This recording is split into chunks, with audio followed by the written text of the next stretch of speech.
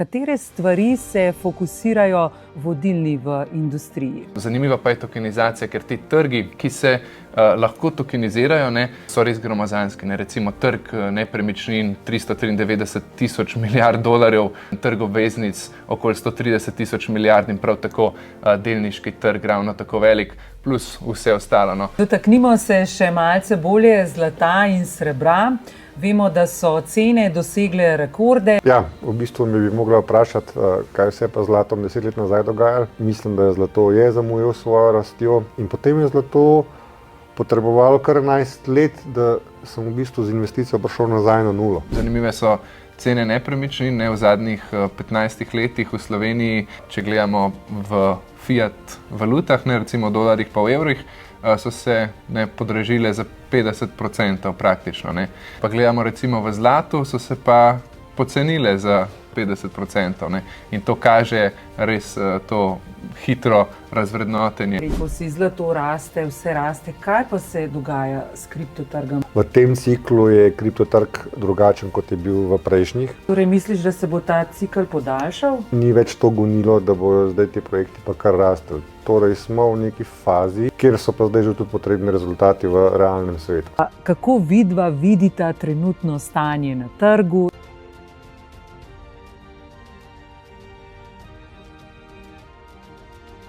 Lepo pozdravljeni v novi sezoni Incrementum podcasta. Nekaj časa se že nismo javili, saj smo veliko naporov namenjali pridobitvi licence MiCA. Zdaj pa lahko ponosno povem, da je Incrementum postal reguliran ponudnik storitev v zvezi s kriptosredstvi po uredbi MiCA pod nadzorom Agencije za trg vrednostnih papirjev. V prihajajočih tednih in mesecih lahko pričakujete vrsto zanimivih gostov, od profesionalnih vlagateljev do ustanoviteljev uspešnih kriptoprojektov. Poleg tega se vam bomo domači strokovnjaki redno javljali z aktualnimi vpogledi iz sveta kriptosredstev. Moje ime je Marjeta Grmovšek in danes z mano v studiu sedita dva domača poznavalca iz podjetja Incrementum, Benjamin Samotorčan in Nace Ajtnik. Pozdravljena. Pozdravljena. Naša ekipa se je pred kratkim vrnila s kriptokonference v Singapurju, odkuder nam bo nekaj ključnih vpogledov danes predstavil Nace. V nadaljevanju pa bomo pogledali še aktualno dogajanje na finančnih in kriptotrgih, od zlata in bitcoina do makroekonomskih premikov, ki krojijo trenutno ekonomsko stanje. Pa kar začnimo. Nace, Token 2049 je bil opisan kot največja in najbolj zrela kriptokonferenca doslej. Sam si bil v Singapurju. Prosim te, podeli z nami tvojo osebno izkušnjo te kriptokonference. Moram reči, da izkušnja je bila kar nora.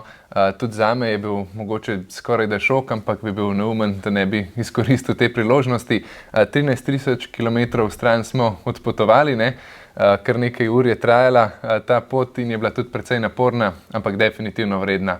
Na sami konferenci je bilo več kot 25.000 udeležencev, popolnoma razprodana, nabita do konca, več kot 400 govorcev, nekaj čez 5 odrov in na stotine stranskih dogodkov čez cel teden. Tako da je bil res Singapur, ki je krasna država, velikost Ljubljane pa 6 milijonov prebivalcev, res obarvana v znaku kriptosredstev. Na konferenci pa res, tako kot si rekla, kar nekaj zrelih tradicionalnih institucij.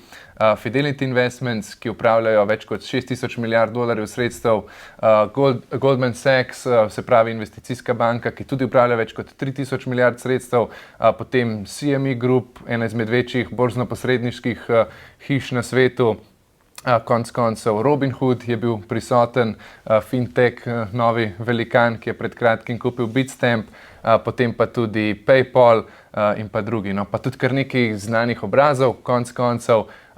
Recimo bil je direktor Binance, Richard Teng, Vlad Tenev, direktor Robinhooda, Charles Hoskinson, konec koncev ustanovitelj Cardana, soustanovitelj Ethereuma in pa tudi, kdo bi ga lahko pozabil, Donald Trump Jr., seveda sin predsednika ZDA, ki pa je prišel povedati, kakšna je prihodnost kripta v ZDA in predstaviti to svojo platformo World Liberty Financial, tako da celotna izkušnja je bila res izjemna. Katere pa so bile tiste glavne tematike, o katerih se je največ govorilo, oziroma na katere stvari se fokusirajo vodilni v industriji?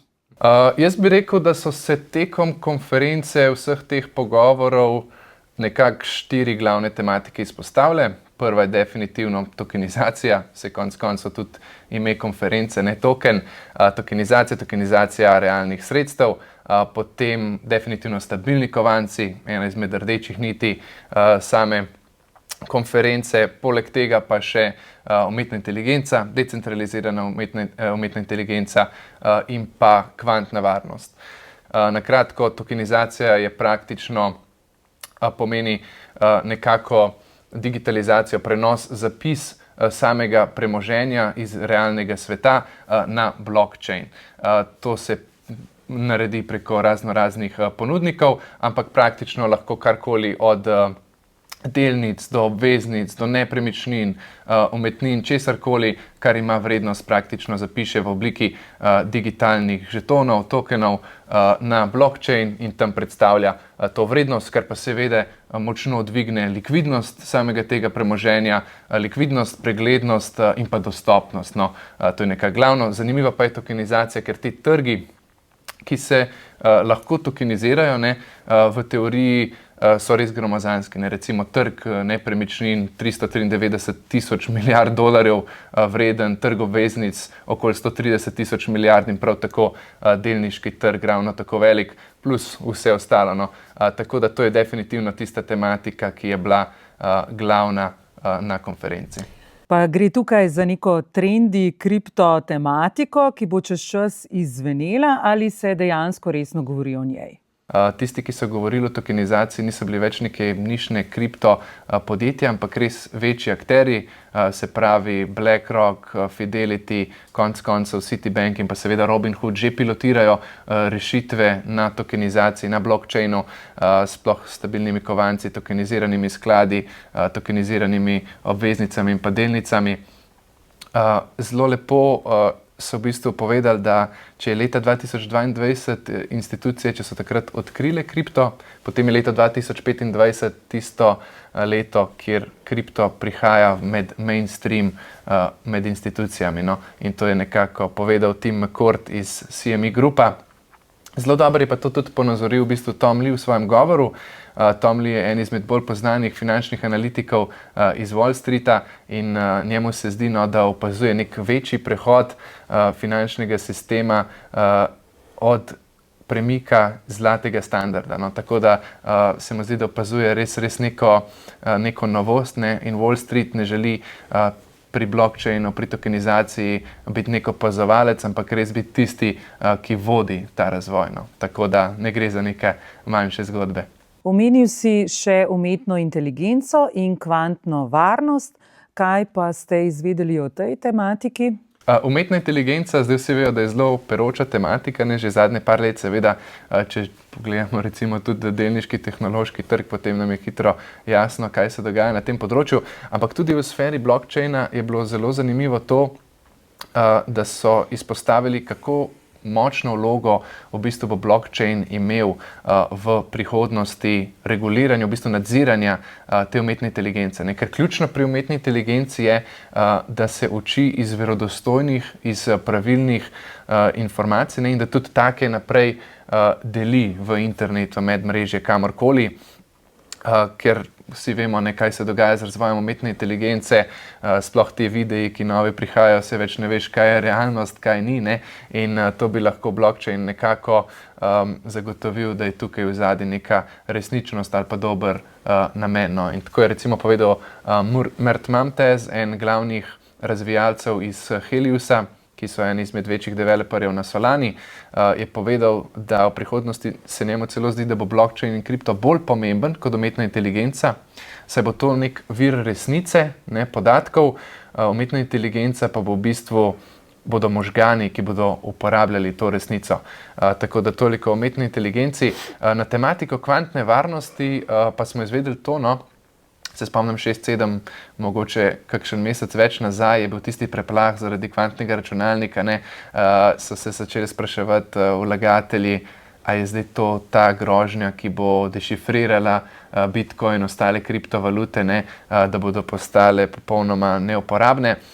In je bil kar tak velik preplah, ne, takrat.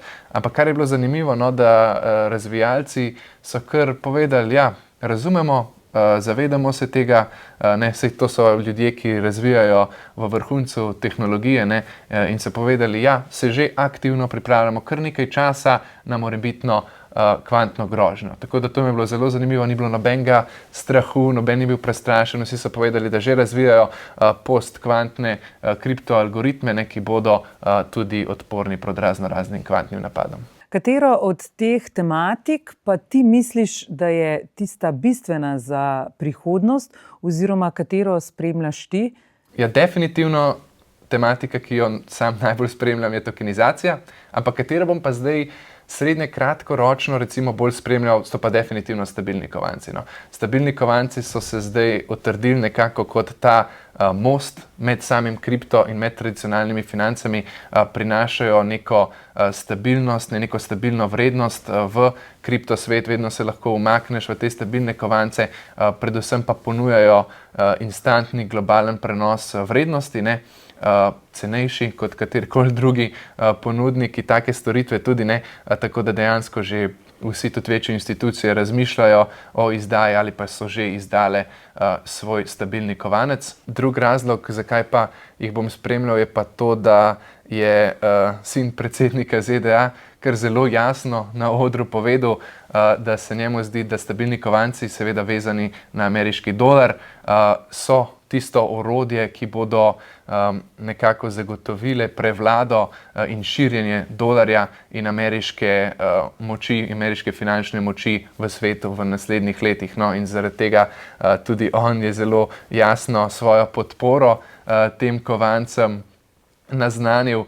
Tako da prvič v bistvu, da imamo na strani tako tudi močne akterje iz finančnega sveta, no, ker vsi te stabilni kovanci vezani na dolar imajo svoje zaledje v pravih dolarjih, ne, za vsak dolar na Ethereum, recimo na ERC20 omrežju je $1 v Fedu, se pravi nekje v banki, ali pa obveznice, ne, seveda. In tako prek teh stabilnih kovancev lahko Amerika praktično prodaja svoje obveznice povsem po svetu, tudi tem ljudem, ki nimajo bančnih računov in nekako tako širijo svoj vpliv, kar se mi pa zdi zelo, zelo zanimivo, no, da bo kripto imel podporo strani takih močnih akterjev. Kaj pa misliš glede CBDC-jev, se pravi glede digitalnega evra? CBDC, digitalni evro, si niso tako različni z ostalimi stabilnimi kovanci, no, kot bi mogoče človek mislil, ampak so pa precej različni od tradicionalnih kriptovalut, ne. Bitcoin, Ethereum, vemo, da ena izmed glavnih idej teh kriptosredstev je bila ta decentralizacija, ne, da nima nek centralno podjetje, regulator, upravljavec, kakorkoli vpliv nad to kriptovaluto, ne, nad tem sredstvom. CBDC-ji pa so ravno obratni, ne. Primerjam jih lahko s stabilnimi kovanci iz tega vidika, da stabilne kovance izdajajo podjetja, ne, ki prav tako imajo moč zamrzniti tvoje sredstva, ne, prav tako lahko blokirajo kakšne naslove, ne, ampak kljub temu pa imajo stabilni kovanci to moč, da v svetu recimo decentraliziranih financ, ne, se nekako kot Lego kocke sestavijo v katerokoli, se pravi, projekt, platformo v DeFi-ju, ne, digitalni evro pa CBDC-ji pa so bolj zaklenjeni, ne, v lastnem sistemu. Seveda vprašanje CBDC-jev je tudi, koliko, se pravi, svoje zasebnosti si pripravljen še bolj, ne, riskirati za to, se pravi, banko, ki bo upravljala digitalni evro, se pravi ECB tukaj v tem primeru, ne, prideš do še več nadzora, bo pa po drugi strani pa tukaj večja varnost, ne, ker oni pa bodo garantirali, bodo skrbeli za ta evro, ne, in se verjetno ne bo težko, recimo, da vrednost če pride do kakšnih ogromnih nihajev USDT-ja, se je tudi že v prihodnosti ne zmanjšala, ni bil vreden $1, ne, pri evru se verjetno to ne bo dogajalo, ne, in imaš tudi regulatorno jasnost, ne, po drugi strani, ker kakšni stabilni kovanci so v Evropi tudi prepovedani, ne, jih ne moreš kupiti na borzah, ker pač niso skladni s trenutno zakonodajo, tako da to bomo pa lahko pri teh CBDC-jih bili sigurni, da bodo skladni, ne. Tako da je vprašanje zasebnosti in tega pač, kar si sami želimo. Preden nadaljujemo, če razmišljate o investiciji v Bitcoin ali ostale kriptosredstva, vas vabim, da se prijavite na brezplačen posvet s klikom na povezavo v opisu. Tam bomo skupaj ugotovili, ali je to vrstna investicija primerna za vas. Hvala, Nace. Pa pojdimo še malce širše na finančne trge. Benjamin, povej nam, kaj se je pravzaprav dogajalo v prejšnjem mesecu na finančnih trgih. Ja, najprej hvala za povabilo, Marjeta. Moram reči, da sem kar pogrešal tale stavček. Kar nekaj cajta se nismo pogovarjali oziroma javljali, ker smo bili usmerjeni v pridobitev licence, za kar tudi čestitam podjetju Incrementum, da mu je uspelo. Kar se je pa dogajalo na finančnih trgih v zadnjem mesecu ali pa v zadnjem obdobju, je pa tako, kot bi gledali nek pravi film Netflixa, recimo, ne. Če se dotaknemo vseh segmentov finančnega trga, S&P 500 delniški indeks all-time high v oktobru, zlato all-time high v oktobru, Bitcoin all-time high v oktobru, praktično vsi so dosegli svoje najvišje vrhove. Spet v drugem naslednjem tednu pa vsi beležijo kar močne padce, med njimi Bitcoin največ, recimo. Tudi zlato je malo spustil z gasa, se mora malo ohladiti. Zdaj, kar se dogaja na delniškem trgu, na podlagi makroekonomije, tiskanja denarja, nižanih obrestnih mer strani ameriške centralne banke, je pač to gnal delniški trg še naprej. Po zadnji krizi 2008-2010 je dejansko delniški trg še vedno v biku, v nekem trendu rasti z manjšimi popravki, seveda. Obvezniški trg ameriški se je tudi malo sprostil, kar nakazuje, da so dobila krila delnice tehnoloških podjetij. Tukaj lahko povem primer Nvidie, to je tehnološko podjetje povezano z umetno inteligenco, ki je v oktobru presegla svojo vrednost 5000 milijard, to je trenutno najbolj vredno podjetje na svetu. Se pravi, umetna inteligenca je tista, ki še vedno prevladuje, kljub temu, da so relativno še vedno visoke obrestne mere v Ameriki. To je tudi na nek način malce atipično, glede na to, da so pač relativno še visoke obrestne mere. Kriptotrg, lahko rečem, da se je malo ohladil. Kljub temu, da je Bitcoin dosegel all-time high v oktobru, preko $126,000, tako da je utrpel kar manjši popravek.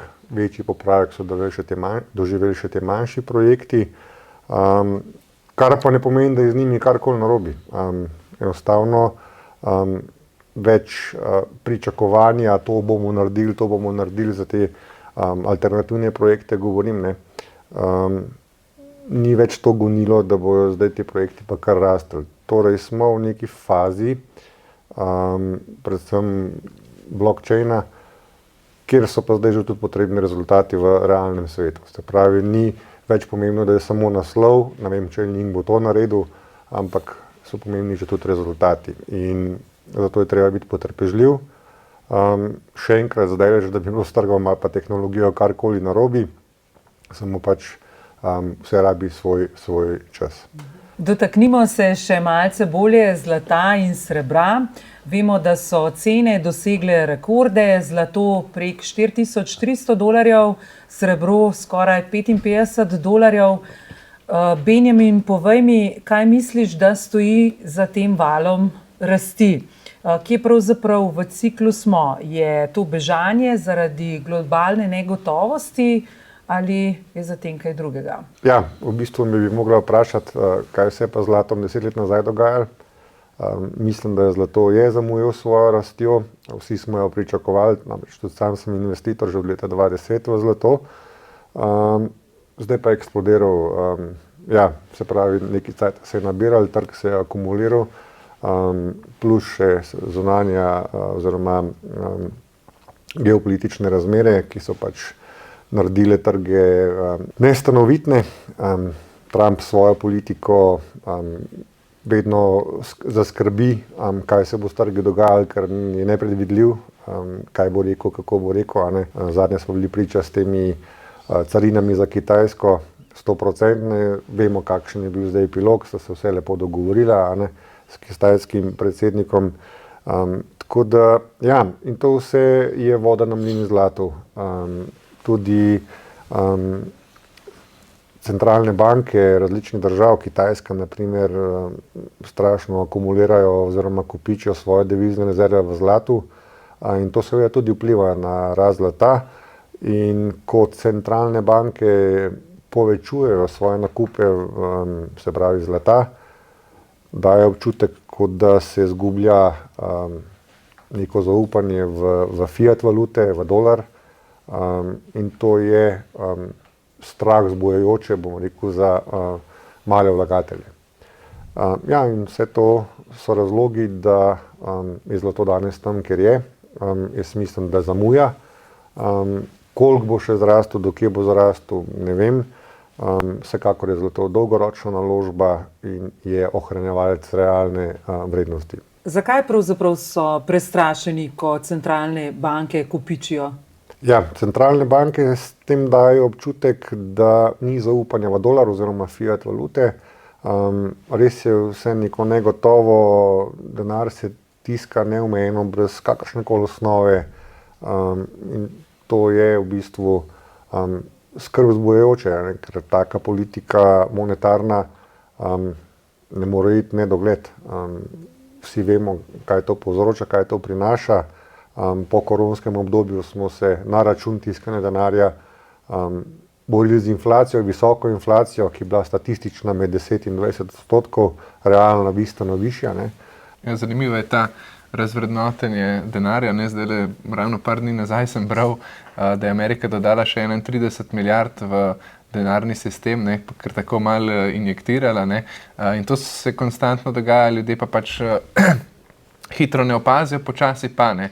In če gledamo, recimo, zelo zanimive so cene nepremičnin, v zadnjih 15 letih v Sloveniji, če gledamo v fiat valutah, recimo v dolarjih pa v evrih, so se podražile za 50% praktično, še več.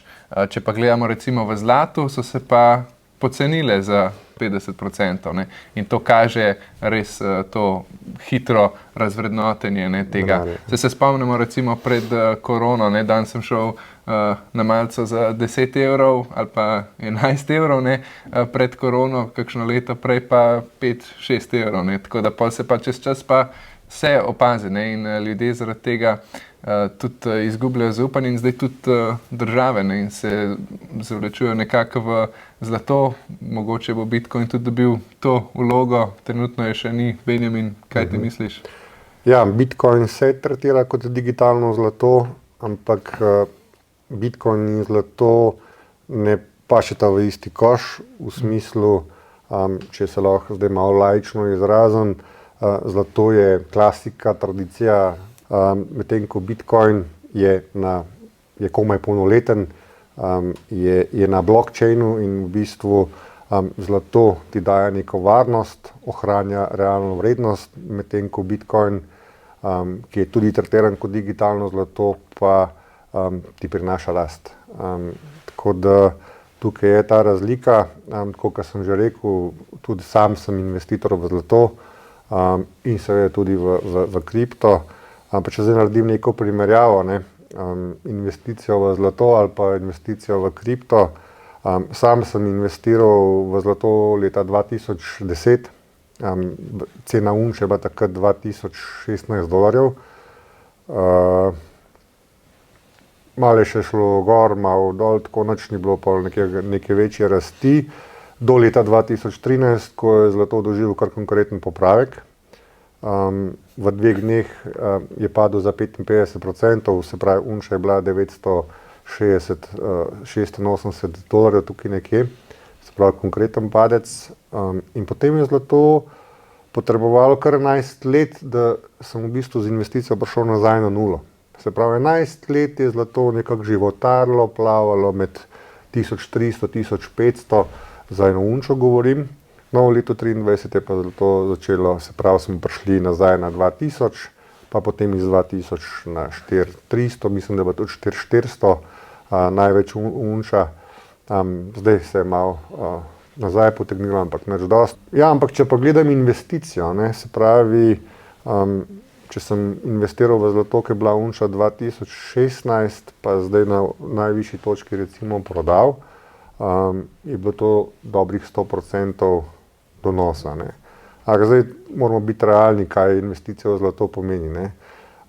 Torej, upoštevati moramo inflacijo od 2010 pa do leta 2025 je bila 43%. Se pravi, razvrednotenje denarja 43%. Upoštevati moramo razliko pri nakupni in prodajni ceni, ki je tudi nekje 17%, odvisno kakšne palce posedujemo.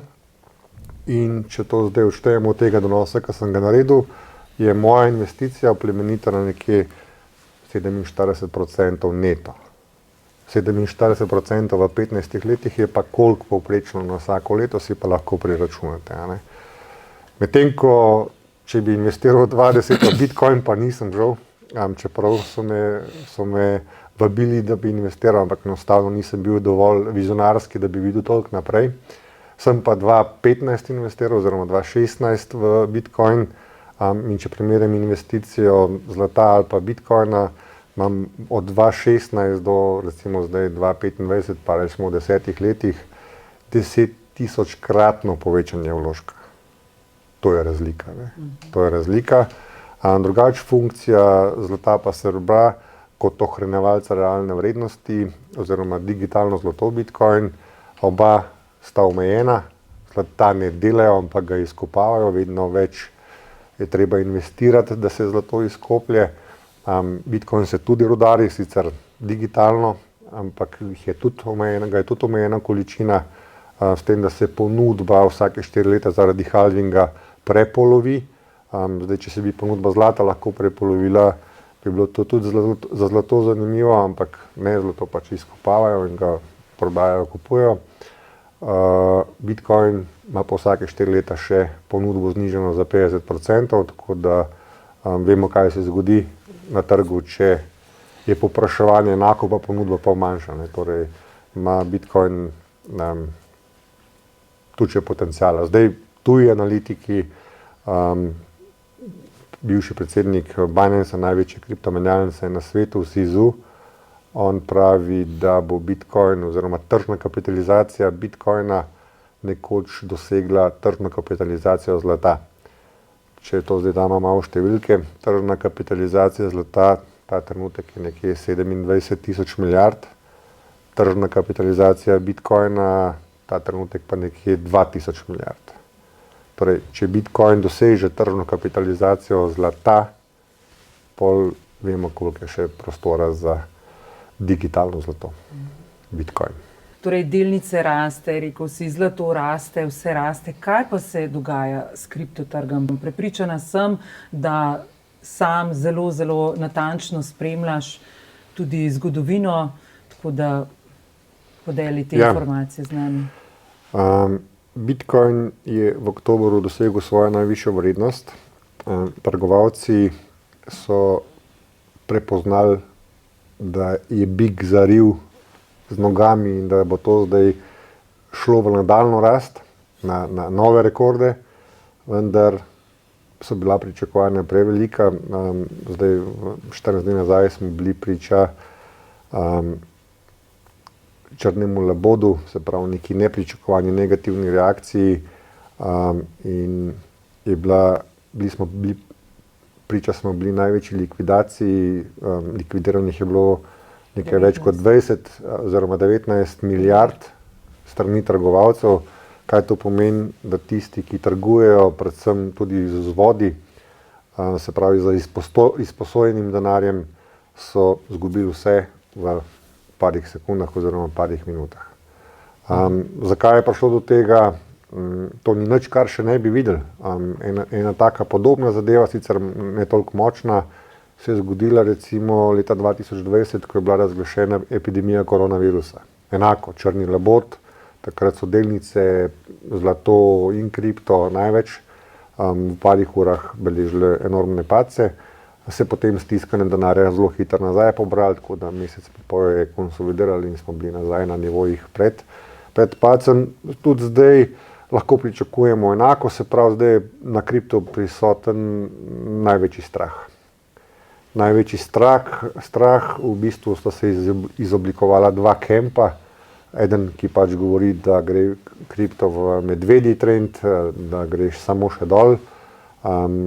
Na drugi strani pa seveda drugi kamp, ki govori pa ravno obratno, da je to priložnost za zamudnike, da pač lahko vstopijo po relativno ugodnih cenah v kripto trg. Tako da to je momentalno glavni razlog, zakaj ljudje bolj investirajo v delnice, nepremičnine, zlato, kakor v kripto. Se pravi, na kripto je momentalno prisoten strah, fear, vsaj po mnenju CoinMarketCapa. Tako da to je glavni razlog, zakaj kripto zdaj na nek način konsolidira. Še enkrat, da bi se tehnologija ali pa razvoj tehnologije ustavil, da je reč od tega. Tehnologija se razvija z neverjetno hitrostjo naprej.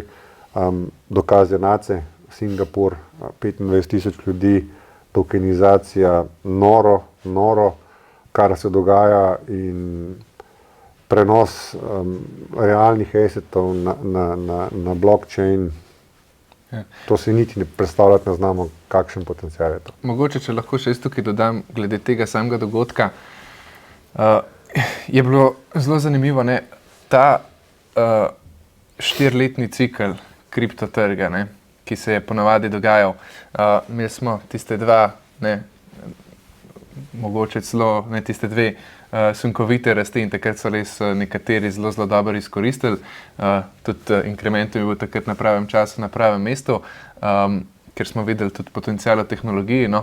Zdaj pa ljudje se že zavedajo tega, ne, in vsi so nekako v pričakovanju tiste nore rasti, čeprav Bitcoin je že zelo veliko naredil, čisto gledano cenovno, ostale kriptosredstva, nekatera še ne, predvsem pa tisti mimkovanci, ker ljudje nočejo več čakati, želijo se ne poistovetijo nekako kriptotrg s hitrimi zaslužki in potem se zgodi to, da skačejo praktično samo te meme kovanci, in pa zdaj je še novost na trgu kriptosredstev, to so pa decentralizirane menjalnice.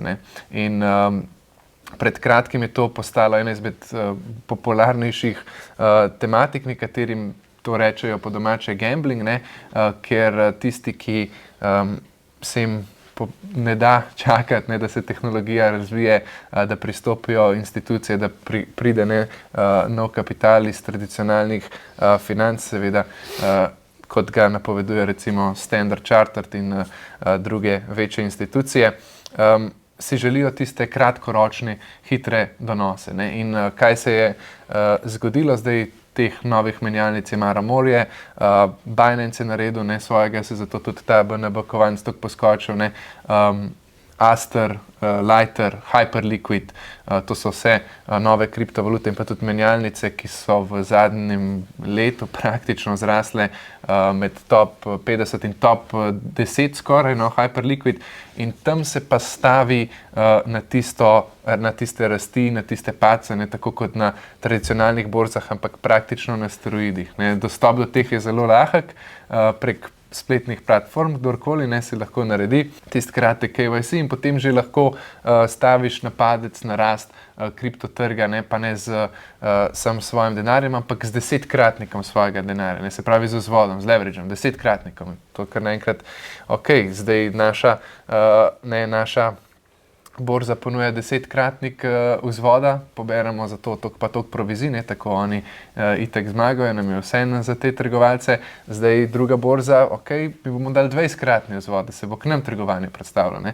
In te borze beležijo že trgovanja po več milijard na dan, ne vem koliko, po 30-40 milijard na mesec in to je ogromne količine denarja in tam ljudje že stavijo na te pace in rasti z 100-kratnim vzvodom. Ne? Se pravi, se mora cena za manj kot procent praktično zamakniti, da se ti likvidira, ne? In to se je takrat zgodilo, da kar naenkrat je bil tak pritisk na obeh straneh in so praktično trgi v eni minuti padli in poskočili, ne? Tako da so likvidirali vse, 20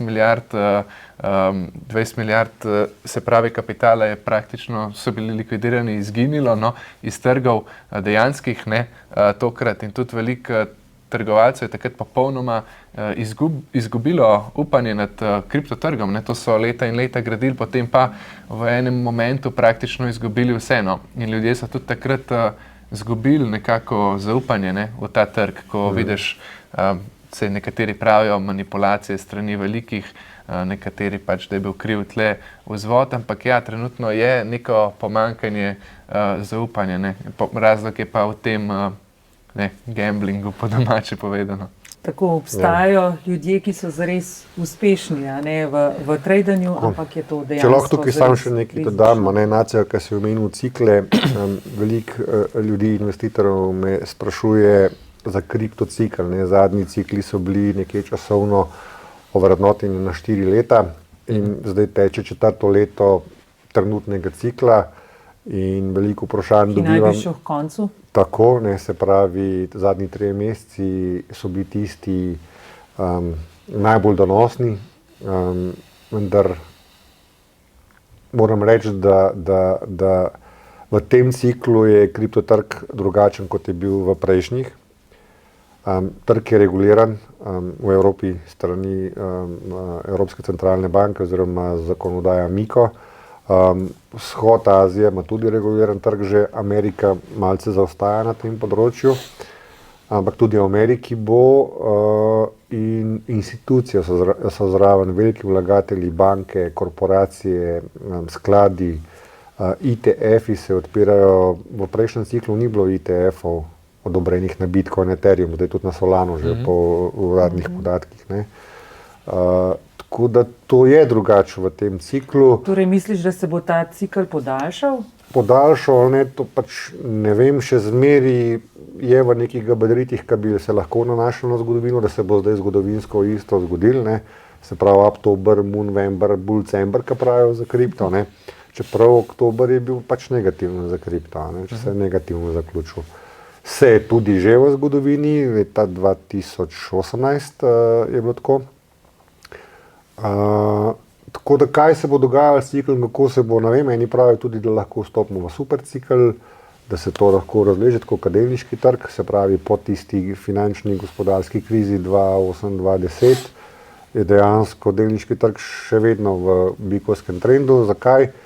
Spet zaradi pač monetarne politike centralnih bank, ki tiskajo denar. Se pravi, ko centralna banka sliši R od recesije, začnejo tiskati denar.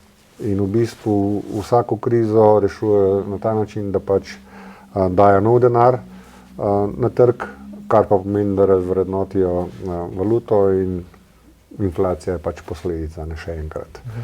Mogoče na temo telih ciklov zdaj. Ravno par dni nazaj sem bral en članek, kjer je bilo podano zelo zanimivo mišljenje in sicer, da trenutno smo v obdobju cikla kriptosredstev, kjer se dogaja nek prenos. In sicer prenos od tistih, ki so že zraven, 1-2 cikla, že od začetka Bitcoina, že od začetka tega trga industrije, in so že po domač povedan svoje zaslužili ali pa kakorkoli, ne.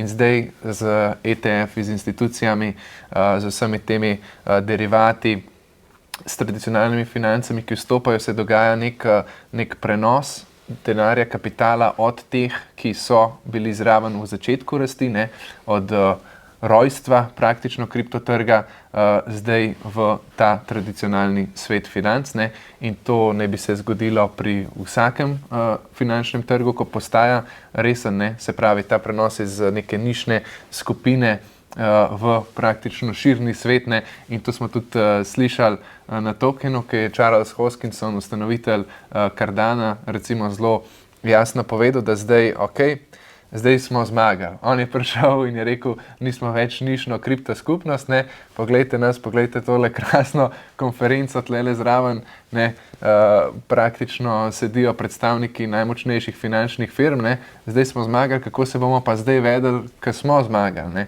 Tako da to je še en zelo zanimiv pogled, tako da naj bi se, po pogledu tega avtorja, trenutno se žal ne spomnim, ampak naj bi se dogajal ta prenos iz rok tistih, ki so bili na začetku zraven, ne, zdaj v tem po domač povedam big boysom, no, tako. Vsekakor, no, kot sem rekel, veliki so zraven, niso zraven brez veze, da bi bilo to nekaj nišno. Gre za konkreten projekt, konkreten pristop tehnologije, blockchain tehnologija, ki mislim, da je zelo dobrodošel, da ga rabimo, da rabimo verodostojnost, da rabimo neko svobodo, nek nenadzor, če lahko temu tako rečem, se pravi, da ni posrednikov vmes, da nismo vodeni. Zelo zanimivo je na področju razvoja tudi alternativnih projektov, kaj vse se pripravlja. Res in jaz gledam kripto z tega zornega kota, ne koliko je cena, ampak v bistvu koliko ima še potenciala. Kdaj ta potencial bo dosežen v smislu rasti oziroma cen, noben ne ve, tudi jaz ne vem, ampak sem pa prepričan, da se bo zgodil in potrpežljivost je v tem trenutku na kriptotrgu največji donos. Nace, če pogledamo, kako močno se tudi govori o tokenizaciji zlata, ETF-ih, o kriptointegraciji v tradicionalne produkte, povej mi, kako vidiš ti povezovanje teh dveh svetov? Torej, se kripto zdaj res že vpenja v tradicionalne finance? Ja, mislim, v Singapurju so to zelo jasno povedali, da te dva svetova se kar zelo močno srečujeta, no, praktično na odru so sedeli drug zraven drugega in voditelji, ustanovitelji kriptosredstev in te, ki razvijajo kripto DeFi produkte in tradicionalni finančniki. Tako da Cynthia Lobeset iz Fidelityja je povedala, da je njihov cilj nekako, da predstavijo ta trenuten svoj finančni sistem on-chain, se pravi na blockchain, kjer bo večja preglednost, jasnost in likvidnost. Recimo Paolo Arduino, on je ustanovitelj Tetherja, se pravi, to je stabilni kovanec USDT.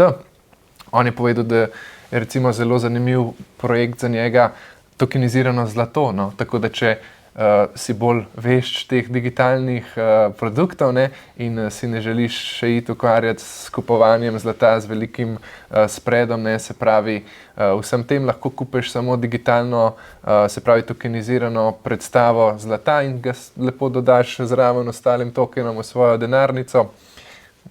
Upam, da je hladna in je potem to, ne, če ti je tak način bolj uspešen. Najbolj udarno je pa definitivno povedal Vlad Tenev, on je pa praktično ustanovitelj, direktor Robinhooda. Po njegovih besedah pa pravi, no, da bo tokenizacija pojedla trenutni finančni svet. Tako da on pa meni, da bo šlo prav vse na blockchain, od obveznic do delnic do nepremičnin in da bo tudi to naredilo nekako finančni svet bolj dostopen, no, manj elitističen, ker praktično kdorkoli, ki ima pametno napravo povsod po svetu, bo imel dostop ne do finančnih produktov, ne samo do denarja, ne samo do neke stabilne valute, ampak tudi do finančnih produktov, ne do tokeniziranega zlata, mogoče delnic, česarkoli, ne. Tako da to bo potem dostopno povsod, takoj likvidno, kar je zelo zanimivo. Pa zakaj je pravzaprav tokenizacija tako zelo zanimiva za te institucije in kako to vpliva na enega povprečnega vlagatelja? Jaz je ravno to, ker sem zdaj govoril za institucije, predvsem zaradi tega, ker je cenejša. Prvo kot prvo, vedno je to itak en izmed bolj pomembnih driverjev, vedno hočeš tam, kjer lahko največ prihraniš delati, in s pomočjo tokenizacije in pa blockchaina se vse poceni, ker imaš v bistvu blockchain en zapis vseh podatkov in kdorkoli lahko dostopa do tega zapisanja vedno isti, ne. Zdaj pa imaš na velikih točkah ne vem, ko greš prek borzno-posredniške hiše, kaj naročiš, je vmes 5 agentov, bank, posrednikov, ki imajo vsak svoj zapis, ki mora biti podoben oziroma praktično enak, istoveten in večkrat mora to seveda prečekirati razni ponudniki. Potem dostopen 24/7, seveda blockchain se nikoli ne ugasne, niti v soboto, niti v nedeljo in trg postane veliko bolj likviden. Ne? Recimo, če si želiš ti investirati v stolpnico z 10-100 tisočaki, tudi za milijon, boš bolj težko, ne?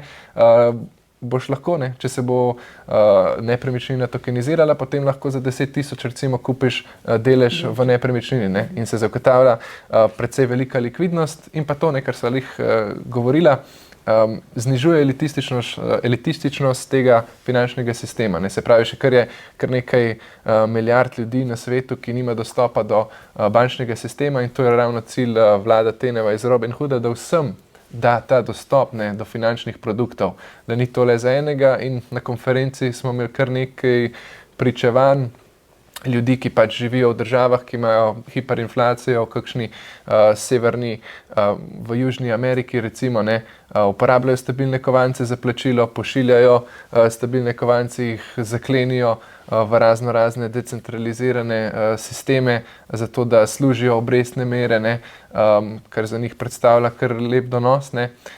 Tako da to, ogromno razlogov v bistvu za tokenizacijo. Super, se pravi, malo prej smo omenili, da je v oktobru Bitcoin padel, kar konkretno, potem smo videli kar za 19 milijard likvidacij, kar je bil spet nek tak največji dogodek v zgodovini kriptosveta. Zgodil pa se je pravzaprav še en tak konkreten neljubi dogodek, ki je preplašil vlagatelje in to je bil nenadni izpad strežnikov Amazona. Ta je pravzaprav pokazal, kako velik del internetne infrastrukture lahko poklekne, ko gre samo pri eni stvari, lahko nekaj narobe. In prav to je bila tudi ena glavnih kritik centraliziranih sistemov, ker vsi vemo, da je bil kriptosvet zgrajen na ideji decentralizacije, ravno iz tega razloga, da se tem stvarem oziroma da se tem težavam izogle. Kljub temu pa sem slišala, da so imeli uporabniki težave tudi oziroma z Ethereumom. Zakaj je šlo pravzaprav, kaj je šlo tukaj narobe? Ja, to se je že zelo lepo povedala, v bistvu praktično Web3, blockchain, specifično Bitcoin je nastal razen zaradi tega pomanjkanja zaupanja v centralne ustanove, ne, po tistem padcu leta 2008. In cilj je bil to, decentralizacija, noben centralen objekt nima nadzora nad tvojimi sredstvi. Ne. In zdaj pa, če pogledamo, kje smo danes, je situacija precej drugačna. Veliko sistemov tudi ni decentraliziranih in se nekako v bistvu zbližujejo s tradicionalnim finančnim sistemom in ga nekako želijo nadgraditi. Ne. Kljub temu pa recimo Bitcoin in Ethereum, ki pa strenita k decentralizaciji, Bitcoin je definitivno dosegel, ne moramo reči, da je ni. Ne. Ethereum pa še ima nekaj problemov, ker je to pač malo bolj kompleksen sistem, ne kot Bitcoin, si ga lahko predstavljamo kot internetne tretje generacije. In zakaj bo tukaj ta Bitcoin ta krivec? Ne? Amazon Web Services, oni imajo strežnikov za tretjino interneta praktično novodobnega. In ko oni pokleknejo, poklekne tudi en kup Facebook, Instagram, ne vem, Snapchat, socialna mreža mi padejo na pamet, pa tudi ogromno spletnih ponudnikov, raznih zadev. No. In kaj se je zgodilo tukaj? Ethereum ni pokleknil, Ethereum je še vseeno deloval, čisto normalno. Je bila pa tretjina omrežja dol. Ampak 2/3 pa čisto normalno delovala, potrjevali transakcije, se pravi Ethereum je dovolj decentraliziran, da tako zadevo preživi. Ne? Kje se je pa našel problem? Problem je bil pa v bistvu na ponudniški strani, se pravi na uporabniški strani.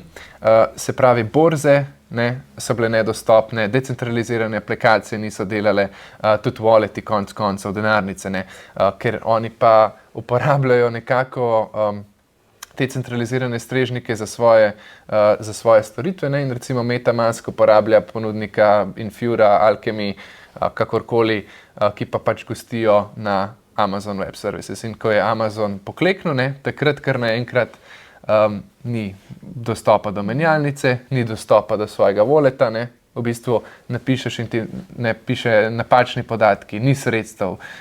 In to je bilo kar velik pritisk, ne, za veliko vlagateljev uporablja te platforme za svoje sredstva, za svoj denar, ne, praktično.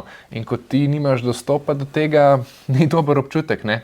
Tako da v bistvu imamo neko paradoksalno decentralizacijo, ki v bistvu po eni strani je decentralizirana, ne, ker Ethereum je del, ampak če želimo pa dostopati do te decentralizacije, moramo pa prek centralnih ponudnikov, ne, ki pa lahko zelo hitro ne pokleknejo. Tudi vprašanje je kle regulacija, ne, če bi rekli, lejte zdaj, ne vem, MetaMask, Coinbase Wallet, kdorkoli, ne, oni lahko samo na enega pritisnejo in pač ne, si gotov, po domač povedan, ne. Tako da ja, če bi si želeli pravo decentralizacijo, bi mogli iti pač v smer tudi teh ponudnikov, ne vem, na pamet mi padajo Filecoin, recimo, ki je bil projekt, ki je želel ponujati, ne vem, koliko so še kaj uspešni za shranjevanje dokumentov, recimo, potem decentraliziran sistem, ne, potem internet computer za cloud infrastrukturo, mislim, da je jih zdaj malo bolj popularen spet postal, in to je pa potem bistvo tega Web3, zakaj je ta kripto nastal, ne. Se pravim, da danes je slika drugačna, ampak to je bilo pa ideološko tako, no. Tako da se pa vrnem nazaj k tej varnosti, ne, in ko naenkrat ti kaže, da nimaš sredstev, ne, sicer so ostala tam na blockchainu, so ostala de facto, ne, ampak ni pa dober občutek, ne, kaj če si takrat tisti denar potreboval, ne, nisi imel nikogar za poklicati. Tako da mogoče Benjamin, ki imaš več izkušenj s hranjevanjem, kaj bi povedal glede tega? Ja, custody je zelo pomemben, ja. Se pravi, zdaj smo govorili o vročih denarnicah ali pa denar ali pa kriptovalute na kriptomenjalnicah, ki so bile v tem obdobju nedosegljive oziroma so bile težave se logirati, tako da ja, res je občutek grozen, ko vidiš v denarnici nule ali pa da ni dostopa. Zato je zelo pomembno, no, kje hranimo kriptovalute. Jaz sem še vedno zagovornik, da edini način in tudi najbolj varen je hladna denarnica, ne. Seveda pa zato rabiš tudi nekaj znanja, ne. To ni zdaj samoumevno. Vemo nešteto zgodb, tudi tegale direktorja, ki je zaklenil 200 milijonov riplov, pa ne more do njih, recimo, ne. Tako da tukaj je pač treba biti previden, ni enostavno, ni tudi težko, seveda se treba izobraziti na tem področju, tako da hladna hramba je tista, ki ti tvoje sredstva umakne iz interneta in si neodvisen od teh dogodkov, ki so se zgodili recimo v tem primeru, ne. Treba je seveda zavarovati, obnavljati, updatati, to pač zahteva nekaj znanja. Seveda je najlažje imeti na menjalnici, ampak vemo, koliko menjalnic je že propadlo. Pa ko pride do resnih številk. Tako, ne. Tako da tukaj je treba biti previden, zelo previden in mislim, da se uporabniki kriptovalut še niti ne zavedajo, pa bom rekel, te laični kot investitorji, koliko je to pomembno, da imaš pravilno shranjene kriptovalute. Narašča pa tudi zanimanje za anonimne kriptovalute, kot sta Monero in Zcash.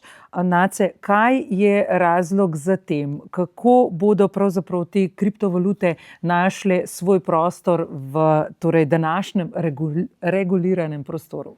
Zcash predvsem je v zadnjih parih mesecih kar ponorel, skoraj eksplodiral. Razlogov je ene par.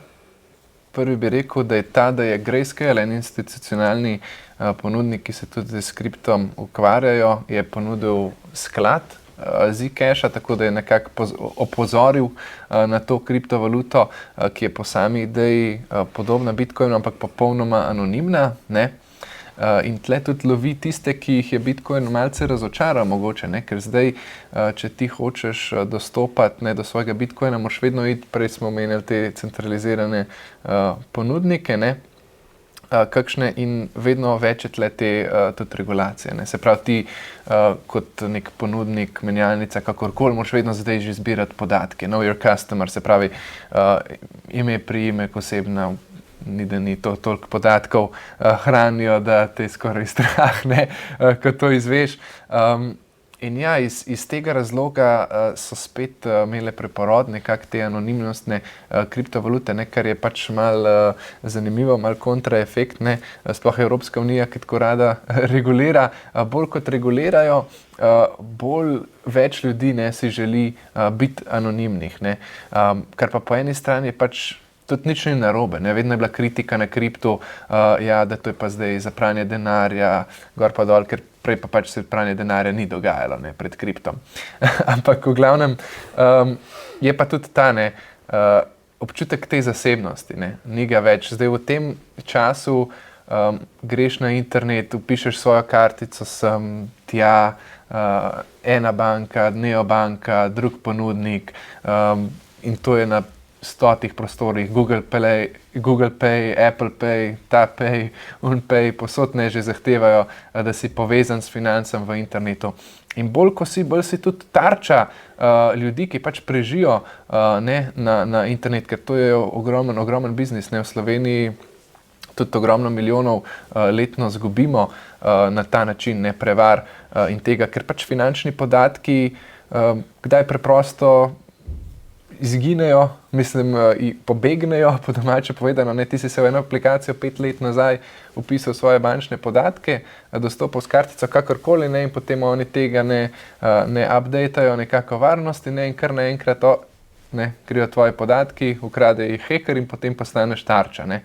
In sej velikokrat Mastercard prestrežete, pokličejo, ne, rečejo, zdaj kartica tale ni več, ne, čez 2 tedna dobiš novo, velikokrat se pa zgodi, da si žrtev kakšne prevare, ne, kakšnih sredstev, tako da ta fundamentalna nekako želja po zasebnosti pri financah, ne, ker je velika, je tukaj nino. In zato ta Zcash, Monero, recimo tudi Dash je zdaj popularen, to ni noben nasvet za nakup katerihkoli teh kriptosredstev, ampak ja, so se spet nekako se je začel preporod te anonimnosti, ne, ker Bitcoin praktično ni več anonim, ampak je psevdonimom postal, no.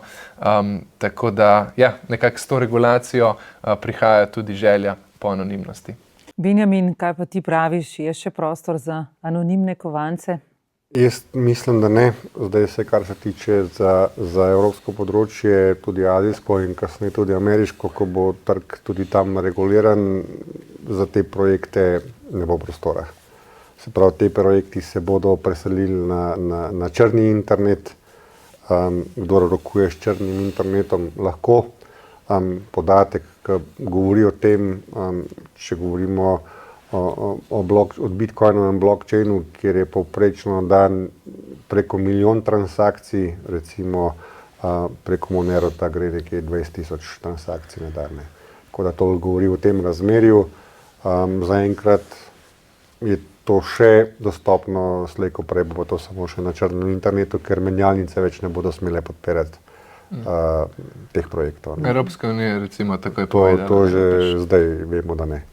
Tako. Dobro, pa še vprašanje morda za tiste, ki nas spremljate. Kakšno je pa vaše mnenje o anonimnih kovancih? Seveda ga lahko zapišite spodaj v komentar. Sedaj pa smo že skoraj pri koncu in ne morem mimo vprašanja, torej kako vidva vidita trenutno stanje na trgu in kaj bosta v prihodnosti z zanimanjem spremljala, se pravi, zopet ali finančne trge ali bolj kripto, morda najprej Nace.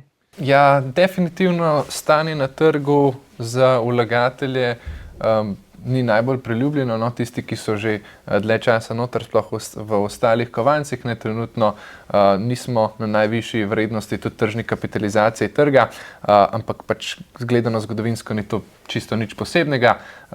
Jaz sam spremljam to tehnologijo že kar nekaj let, vedno bolj zanimiva je, pač vidi se uporaba tam, ker se je prej ni, ne, recimo na internetu v ravno teh napačnih informacijah, ne, za potrjevanje tega, da bomo vedeli, ali se sploh pogovarjaš s človekom ali ne v času te umetne inteligence. Tako da mene vedno bolj preseneča blockchain, navdušuje me, no, kakšni ljudje se zanimajo za to tehnologijo. Tako da jaz bom zdaj definitivno še naprej spremljal tokenizacijo. Res me zanima, kaj se bo zgodilo v 5-10 letih, kako močno bo to pronicalo v tradicionalne finance. Za srednje kratkoročno me pa zanima tudi vpliv stabilnih kovancev. No. Tako da jaz gledam naprej, tako kot tudi vsem povem, že dolgo spremljam in še dolgo bom. Ja, vsekakor bo treba spremljati kar nekaj področji. Če spremljam zdaj, če se dotaknem kriptotrga, vsekakor bom spremljal, kaj se dogaja z retailom, kaj se dogaja z institucionalnimi vlagatelji, kakšen bo inflow ETF-i, a bo inflow, bo outflow, zdaj to tudi kar bo nekaj tega, tako da te zadeve me vsekakor zanimajo na področju kripta. Vsekakor tokenizacija, kje v ciklu se trenutno nahajamo, niti ne bi zdaj razlagal, kot sem že prej rekel, gledam kriptotrg z drugega zornega kota, vidim potencial, vidim adopcijo, vidim razvoj, napredek. Vsekakor bom tudi spremljal centralne banke, kako se obnašajo na področju zlata, tako kot sem rekel, če bojo, recimo, Kitajska centralna banka je v letošnjem letu oziroma v zadnjem letu povečala svoje devizne rezerve za 200 ton zlata. Še enkrat to govori, da pač zaupanje v dolar oziroma fiat valute ni močno, ampak da se zmanjšuje oziroma vnaša nek strah zaradi tiskanja denarja. Tako da na to bom vsekakor pozoren. In pa seveda tudi Rusija, ne vem, če sem menil, Rusija je največji kriptotrg v Evropi. In v bistvu države v tej regiji sledijo Rusiji, tako da tudi to je en pozitivni indikator. Tudi na tem področju bom spremljal zadeve. Kripto se prebuja, se prebija v naš vsakdan, to je nedvomno. Zlato žari. Delnice tudi lahko rečem, da so zelo vroče, če me razumete, kaj mislim s tem.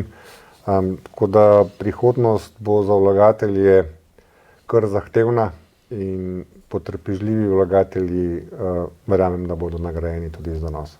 Draga sodelavca, hvala za vajine res izjemne odgovore in sem prepričana, da se kmalu zopet snidemo na naših foteljih. Hvala lepa.